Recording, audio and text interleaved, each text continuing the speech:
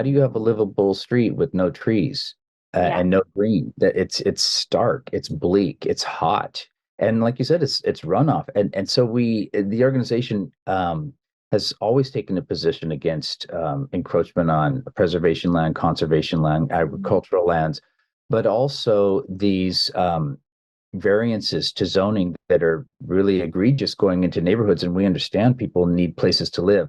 There's ways we can do this.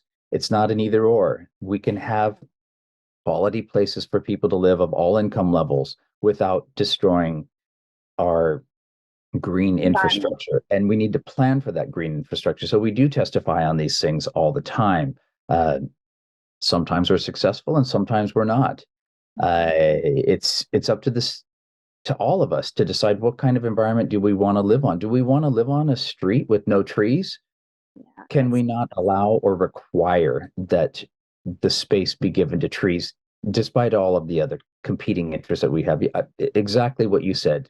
Total concrete. Where does that water go? It goes down the street into our storm yeah. drains, and it just creates a hot and bleak street. So, of course, those structures we know that there's been issues in those that we don't need to get into here, but essentially, it's making choices collectively and individually that are going to make the difference.